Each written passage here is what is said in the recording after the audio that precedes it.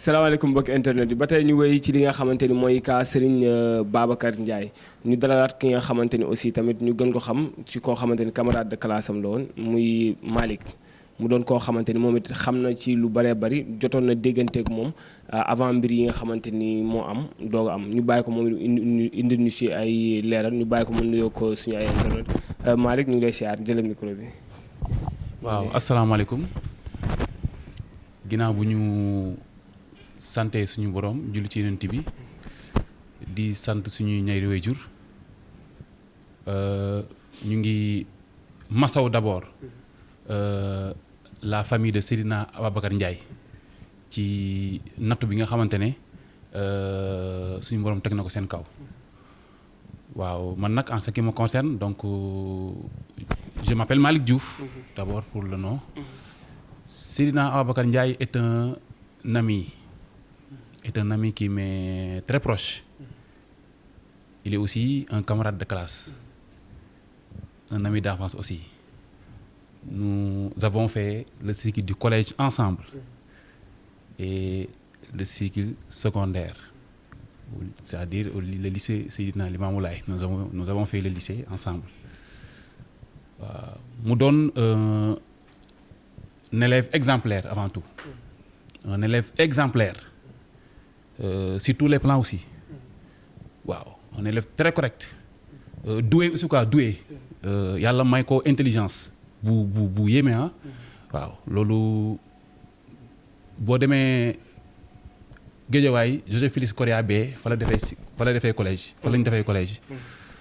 archive yi foofu. da koy firndeel. également au lycée Limamou Laye tamit jaar-jaaram bureau archive lycée Limamou Laye donc dina ko firndeel. waaw donc dans un premier temps donc. am na solo. nga ñëwaatul ñu tuuti ci li nga xamante ni mooy sa diggante ak moom ak kañ ngeen gëj a déggante ak kañ ngeen gën a amante ay nouvelles ba réer bi avant moom. waaw Babacar avant Korité bi. ba ci Korité bi. déggoo nañu. Korité bi waaw bii passé ba mu ba quelques jours après sax. déggoo nañu. vocal bi ma mujjee yónnee quoi. daf mu ci baalu àq. ne ma maa ngi Sénégal. wax dëgg yàlla. ne ma dama la gëj a dégg moo tax. ma profité waale ci Korité bi di la baalu àq. wax dëgg yàlla man it donc comme jullit rek. ma ne ko baal naa la yàlla ñu suñu borom boole jégal mais ñu fekke ko ay at yi bare. waaw mooy tooñ naa ma dinaa fa ñëw fan yi. ndaxte xam naa ne sama déplacement yombul. waaye yow comprendre nga ma. ndaxte yàgg nañu. waaw lii daal lañ mujjee wax mais néanmoins. avant son retour au Sénégal. newoon na ma il était malade. waaw. quel genre de malade. non il n'avait pas entré dans les détails. waaw man tamit bi ma nee il était malade. man j'ai pensé à une maladie naturelle. fatiguement. et consort ba ma koy tooñ naan ko da ngay wàññi sport bi tey da ngay wàññi sport bi. tey traité ko en même temps lii laa ko wax. xam nga dafa bëgg sport. particulièrement le basket. Il est basketteur. Il est day basket. yàlla may ko ci loolu tamit ci basket bi. voilà moo tax ma ne ko del wàññi entraînement yi quoi. tey ci feebar boobu noonu mu feebar ba ñëw mu disparaître tey ban nouvelle nga ci am boo xamante ni lan nga jàpp ni réellement moo war a mën a tax mu disparaître ci cadre malade bi la wala ci ban anam ngeen njort. waaw foofu nag dañuy féew juste à ce que sa famille a dit. plus précisément son papa. Parce que son papa nee na. Babacar à un certain moment. Il a franchi un nouveau palier dans la religion. maanaam charia bi. Babacar da ci concentré wu par la suite quoi. waaw de trop. charia waaw carrément. waaw carrément quoi waaw. donc à cet effet. donc vu que bi mu commencé di intéressé wu. carrément quoi. à la charia maanaam la religion pure et dure quoi. ci lañu commencé observer. un changement de comportement progressif à son niveau. donc loolu moo tax par déduction. ñu jàpp ne. donc li ko dal c'est lié peut-être lié à ça quoi. waaw waaw. maanaam dafa commencé maanaam la dimension quoi. maanaam surmenage spirituel. spirituel. waaw lañ jàpp ne moo indi si moo ko dal. waaw. kon mën nañ jàpp ne amul benn loxo def wala dara loo xamante ni. ah non je ne pense pas parce que Babacar nitu jàmm la. Babacar boo xoolee da nga koy bëgg. nitu jàmm la. képp ku mu gis dina def comme boppam. waaw man boog ci li ma jàpp bopp. yaakaar mu laal lool ci li ma jàpp. yàlla nag moo xam. waaw mais ci li ma jàpp quoi. ci li ma jàpp yàlla nag moo xam. yow ak famille bi déggante ngeen wala gisante ngeen waxtaanoo leen tamit aussi ci côté boobu yëpp. waaw bien sûr parce que mag papa ji waxtaan nañ ci. dañ ciy waxtaan nañ ci papa ji donc ne ma wax dëgg yàlla à un certain moment. à partir de la France. donc Babacar s'est intéressé. donc à la religion quoi à la charia. waaw à la charia quoi. maanaam ni naan l'islam radical.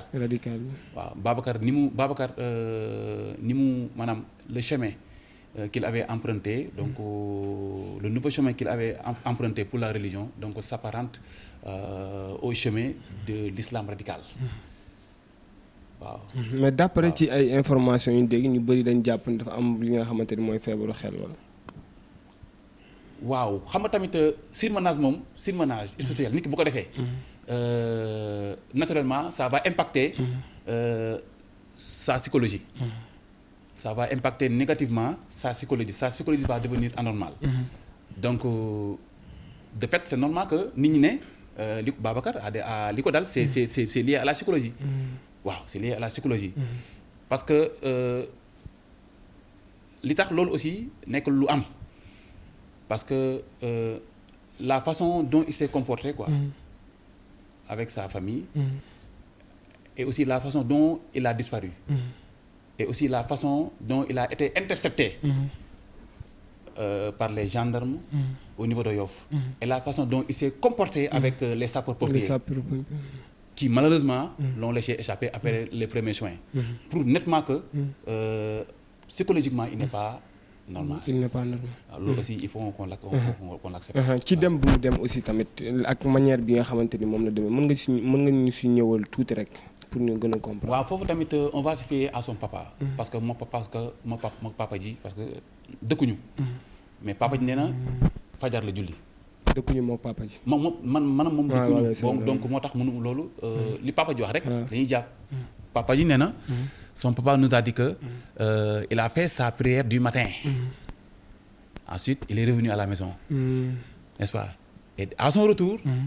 Il a pris la chaise et s'est assis sur la véranda. Ensuite son papa continue pour dire que à son niveau papa ji nee na moom. papa ji nee na bi mu jullee ba fajar ba pare. papa ji mooy wax rek papa nee na moom bi mu jullee ba fajar ba pare. bi papa ñu jullee papa ji nee na daa tëddi. bàyyi Babacar ci véranda bi mu toog ak chaise.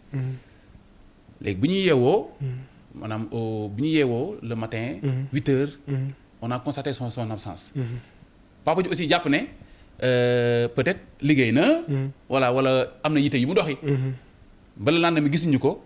du le doute. ba le lendemain gisuñu ko donc ci la famille bi xamee ne. donc disparition bi c'est absence bi c'est anormal.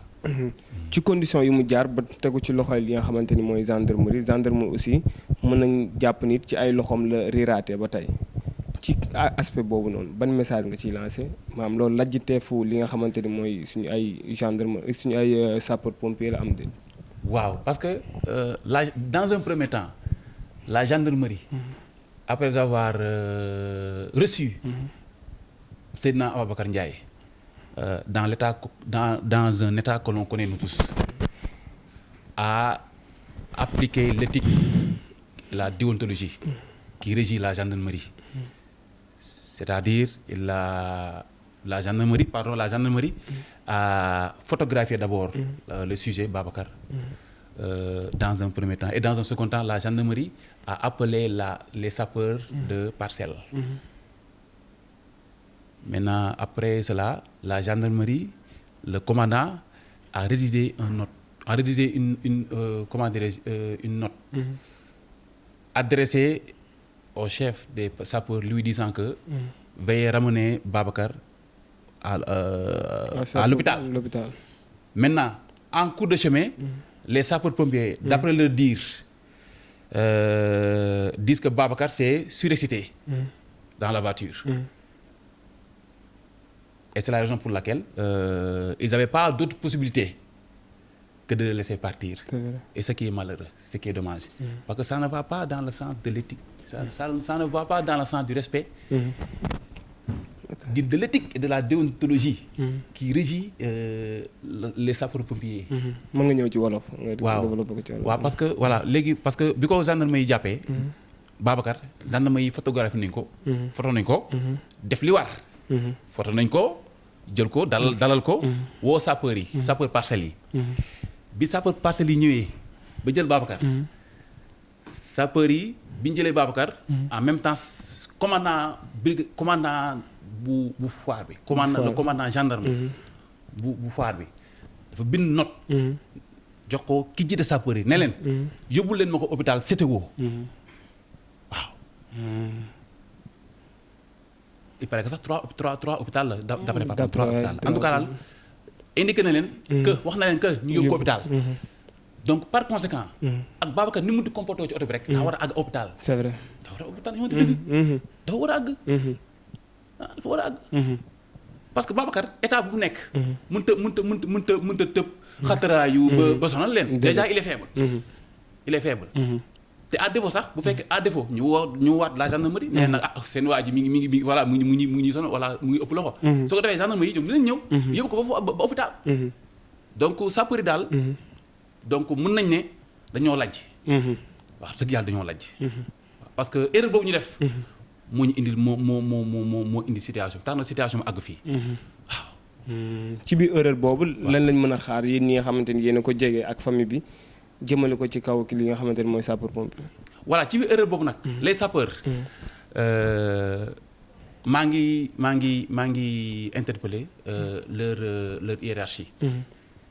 à ce que ñu rattraper le coup. Comment? En déployant tous les moyens qui sont à leur disposition pour la recherche. waaw loolu rek li mën a def pour dawaat erreur bi. waaw. waaw. dëgg yàlla muy dugalaat seen loxo. nañ dugalaat seen loxo ci seet bi jàppale ñu. parce que ñun rek. mun ñoo seet Babacar. c'est vrai.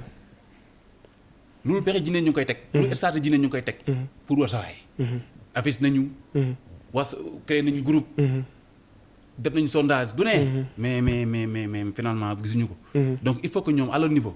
tamit ñu déployer des efforts. pour au moins rattraper le coup. mais ñoom famille bi dem ngeen jege jiwaat sapeur pour ànd ak ñoom ci liggéey bi am déet. waaw parce que papa ji nee na. papa ji moom mi ngi déggoo ak sapeur yi. waaw sapeur yi aussi ñoom après avoir reconnu l'erreur. ñoom nee nañu. ils vont chercher. parce que loolu mooy normal. waaw. mais actuellement yéen lan lañ mën a xaar yéen ñi nga xamante ni yéen def seen kuréel aussi tamit muy ay camarades de classe am lan lañ mën a xaar ci yéen bu baax a baax. waaw ñun lu ñu mën a xaar ci ñun. mooy que ñu def des sacrifices. comment en déployant des stratégies différentes. yan stratégie. seet bi. def ay affiches.